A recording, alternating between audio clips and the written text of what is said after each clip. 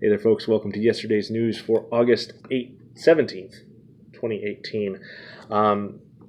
Today, there has been a slight update to the Harith Augustus case. I want to apologize first. My first video on the subject, I had written his name wrong, I thought I copied it correctly from the news story, so maybe the news story wrote his name wrong, but I called him Harith, which is not accurate, so I apologize for that. But Sun Times released video today claiming that it was the audio being released from the police badge cam. However, the critical part of the audio, being the beginning of the incident and the initial contact with Mr. Augustus, was conveniently still muted. And that's very, very, very suspicious. If Mr. Augustus was carrying legally, that would have been the time where he would have been explaining that to the police officer. And if they roughed him up after that and then shot him when they saw his gun,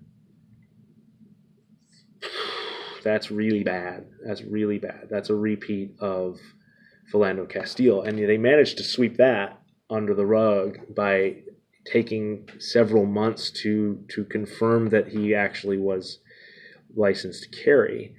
That incident was, I'm mad at myself because I didn't follow that incident as closely as I should have, and it made its way out of my attention after a couple weeks, and I kind of forgot about it until the police officer was acquitted a year later, and that was when the dash cam footage came out, and man, when I saw that dash cam footage, my blood boiled. It was just absolutely unacceptable.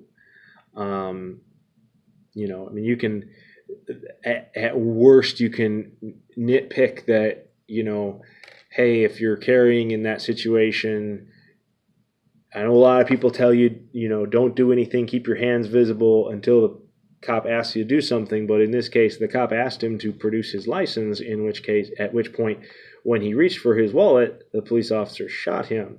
So ignore that advice and, have your concealed carry permit and driver's license out before the police officer gets to your car, because, you don't know when you're going to run into Geronimo Yanez. I've been pulled over many times while carrying. Never had a bad incident, but then again, what I do is as soon as I stop the car, I pull my wallet out and I get my driver's license and my concealed carry permit out. And before he says anything, I hand him both cards.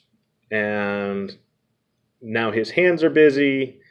He's reading things. It slows things down enough that you don't get that panic reaction that Officer Yanez had. And the best argument I've heard on how to handle these situations is to kind of parallel how we treat medical malpractice. In that, it's wrong and deserves severe consequences, especially when you have a case of severe negligence, as was the case with Philando Castile.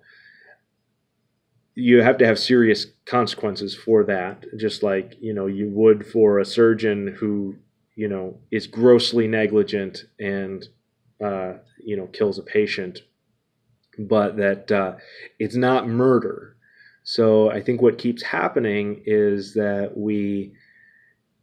these incidents happen and the officer gets indicted for murder, and it's, there's mitigating circumstances. He's a police officer, it's part of his job to use deadly force. And so it's a very easy argument to say that, there's mitigating circumstances and this doesn't rise to the level of murder.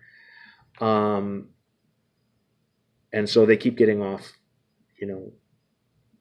basically scot-free because we went for too high of a charge. And when especially in the case of Officer Yanis, is clearly guilty of gross negligence and dereliction of duty. He discharged his weapon toward a child. That is just not okay, but it wasn't murder. And so when they ran after, they tried him for murder, and of course and now he's free to go, and he shouldn't be free to go. But anyways, well, he's probably not free to go. His life is probably still ruined because anybody who sees his name, he's got that following him. George Zimmerman is an example of that. Even I don't know where you fall. I was not there, but the evidence suggests that I have seen that he was in fact innocent, but his life's totally ruined after that, after that trial. So I suppose there's that. So, Officer Yanez didn't get off totally scot-free, but, we definitely need to reform how we look at these incidents and not go for the maximum charge, because, when it's a police involved incident, there's always mitigating circumstances, and it's really hard to get, unless there's evidence of like a personal beef, it's really hard to get a conviction on murder for a police officer. So we really should be very careful about that. So back to Mr. Augustus.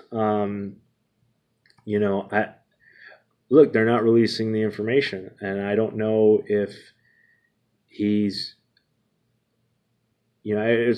for me, I see this as a Second Amendment issue, not a race issue, not a police issue. I mean, I see police and Second Amendment issue, because if he had a concealed carry permit, the whole thing is completely inappropriate. They should not have accosted him like that. They should not have roughed him up like that. And if they did, and they did because he was carrying, that's totally unacceptable, and there needs to be serious consequences for that.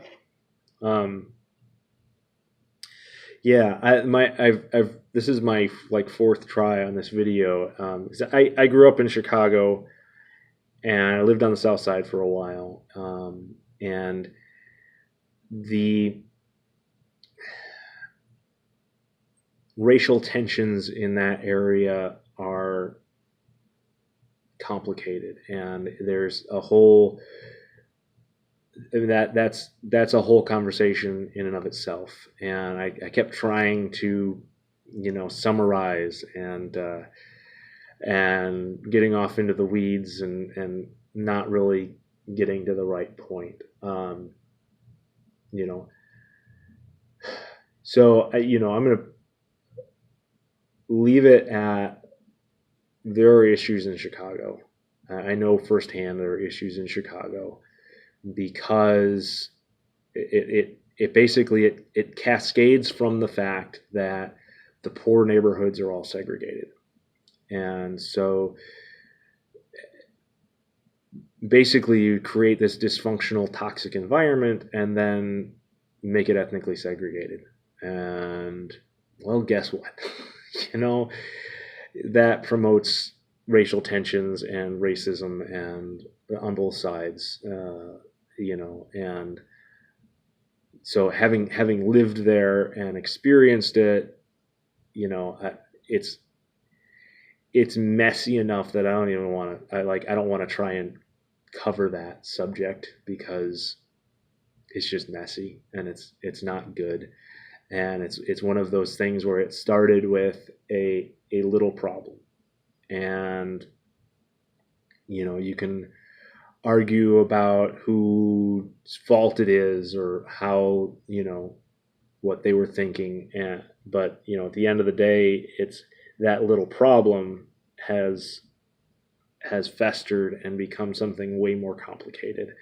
And unfortunately, when you've got a situation like that, it's not a simple answer. And the people who want to say, if you don't want the police hassling you, quit breaking the law. Well, no, that's not. The situation is more complicated than that. And then the people who want to say cops are racist, you can't, I don't know, we need sensitivity training or whatever. Like, no, like the problem is more complicated than that. So yeah, be aware of that. Maybe at some point I will have the presence of mind to wade through that issue without putting my foot in my mouth or something, because it's messy and complicated, and people's emotions on the subject are high, and so discussing a complicated and emotionally raw issue is difficult. So, but yeah, don't let this story die. Keep on it. Keep focused. If you're in a position to put pressure on the Chicago police, I don't know, somehow, they got to release that full audio, because that changes the story completely. And either this is a case of gross police misconduct, or this is a case of, some thug getting shot for threatening police, and the part that says which one of these this is, the police won't release. And that makes me suspicious of which one it is. So yeah, if you can, keep pressure up. I don't know. I don't live there anymore, so I don't know who to call or who to fuss at. But yeah, and in general, don't let stories like this die, because